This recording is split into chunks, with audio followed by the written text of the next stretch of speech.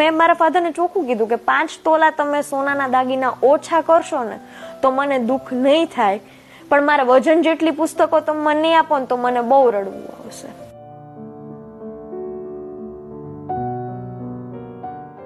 મેં છે ને 2200 પુસ્તકો નથી માંગ્યા, મેં જીદ કરી હતી અને જીદ એવી હતી કે પપ્પા મને મારો વજન જેટલા પુસ્તકો આપો. અને હું વજન વધારતી હતી, મારો ઘટાડતી નહોતી. મારું શરીર છે પણ હું વજન વધારતી હતી કે મારે વધુ ને વધુ પુસ્તકો લઈ જવા છે. પણ અત્યારે મને જે પુસ્તકો મળ્યા છે 2200 પુસ્તકો, લગભગ એનો વજન 750 કિલો જેટલો છે, જે મારી ડિમાન્ડ કરતા તો 10 ગણો કહી શકું, 10 ગણાથી પણ વધારે કહી શકું.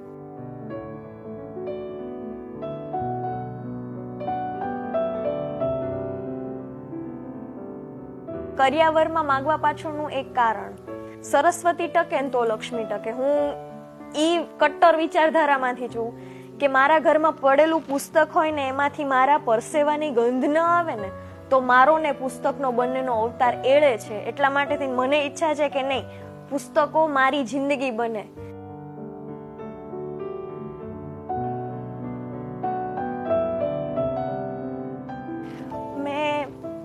BSc વિથ મેથેમેટિક્સ કરેલું છે, હું પ્યોર સાયન્સ સ્ટુડન્ટ છું. પણ એક કહીશ કે મારી જર્નીની સૌથી ફની વસ્તુ એ હતી કે મેં 11th-12th સાયન્સ લીધું ત્યારે મારી 12thની એક્ઝામિનેશન ચાલતી હતી, ફાઇનલ સેમેસ્ટરની બોર્ડની.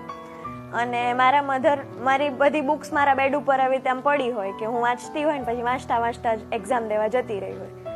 તો મારા મધર આવીને મારો રૂમ જ્યારે સાફ કરીને બધી બુક્સ મૂકે ને તો એ બુક્સની વચ્ચેથી ક્યારેક કનૈયાલાલ મુનશી નીકળે, ક્યારેક અબ્દુલ કલામ નીકળશે, મતલબ કોઈ બીજા રાઇટરની એલ્સ રાઇટરની બુક નીકળતી. એટલે મમ્મી મને એમ પૂછે કે બેટા તમે આ વાંચો છો કે પછી તમારી એક્ઝામ છે એનું વાંચો છો? એટલે હું એમ કહું માઇન્ડ ફ્રેશ કરવા માટે એક્ઝામનું વાંચું છું.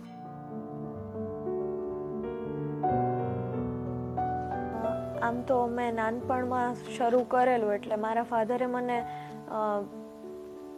હિતોપદેશની વાર્તાઓ છે, પંચતંત્રની વાર્તાઓ, જે બાળકો માટેના જે સેટ આવતા હોય એ મને આપેલી. પણ સૌથી પહેલી પુસ્તક જે મારા ફાધરે મારા હાથની અંદર મૂકી હતી એ હતી ભગવદ્ ગીતા. અને હું લગભગ મારી ઉંમર હશે 12 વર્ષ ત્યારે મને આપેલી. હું નાની હતી ને તો હું એક વસ્તુ આમ ધ્યાનથી ઓબ્ઝર્વ કરતી. મારા દાદી છે, એમની ઉંમર હશે 65 જેવી એમની ઉંમર છે. પણ મેં મારા દાદીને આટલી ઉંમર, મારી ઉંમર 22 વર્ષ થઈ, પણ મેં એમને કોઈ દિવસ સૂતા નથી જોયા બપોરે.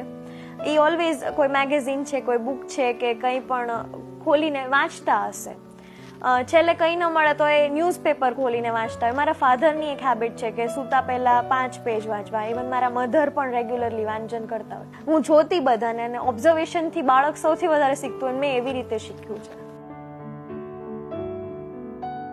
અમુક પ્રથાઓ એવી છે કે જે ખરેખર એક દીકરી, એક વહુ એને માટે થઈને થોડુંક અનકમ્ફર્ટેબલ ઝોન ઊભું કરતી હોય, પણ એ પ્રથાઓથી થોડુંક બહાર આવીને કે દીકરીઓને વહુઓ ભલે મર્યાદા મારે પણ એ કંઈક નવું કરી શકે ને પોતાને થોડી છૂટ મળી છે એવી રીતે જીવી શકે, એના માટે થઈને મારા કુટુંબે હંમેશા કોશિશ કરી છે.